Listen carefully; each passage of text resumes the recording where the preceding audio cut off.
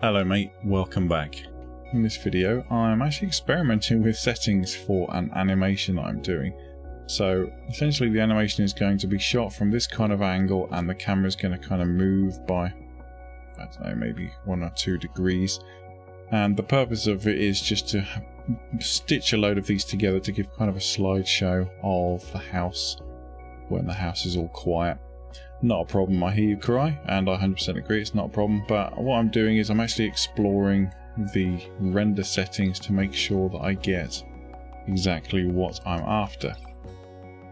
And that really is the challenge, because when you do rendering of an AVI file or an MPEG file or whatever it is, you get a lot of color banding if you don't get the settings just right. So that's essentially what I'm playing with at the moment. Now, I'm not entirely sure what's going on with the quality of the iRay preview. That seems to be very grainy. Probably needs to change something in the draw settings. So if I go for that, check that. There doesn't actually seem to be anything wrong with that, so fair enough. Back to render settings we go. So as you can see, the preview seems to be fine, but I need to adjust and find out how many samples I'm actually going to utilize before I actually get anything vaguely close to a decent image that I can then apply a filter to.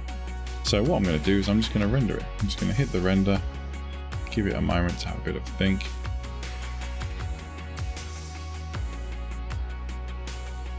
And then as you can see, the render will start churning out, start piecing together.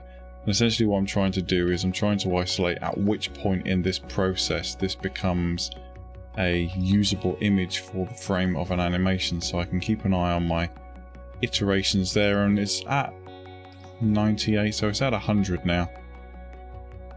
Still not quite there. We want the majority of this grain to be gone.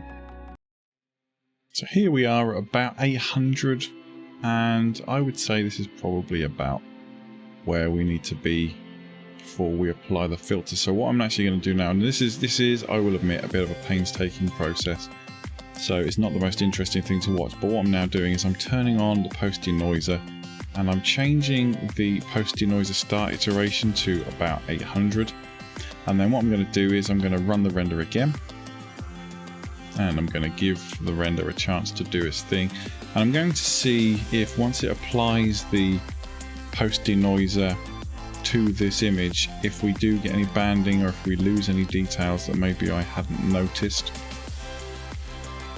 Okie doke, so here is the render with the post denoiser filter applied in the render, and it doesn't look too bad. It has kind of taken away some of the detail in the brick wall at the back.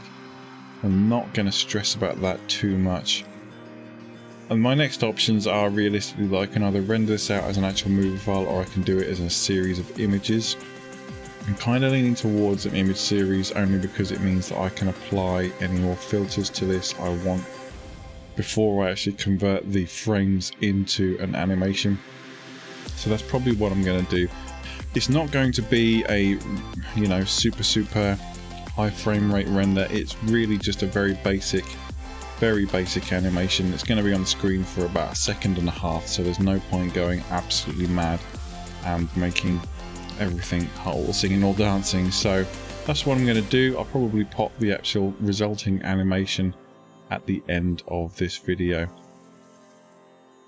So I compile the image series in Photoshop into a MP3 or MP4 file, sorry, and then in a little bit of magic in Adobe After Effects to do some frame blending, and this is the output. So thanks very much for watching that, guys. I hope you found that entertaining or at least informative. Let me know what you think in the comments below, and I'll see you in the next one. But until then, you take damn good care of yourselves, alright? Bye bye.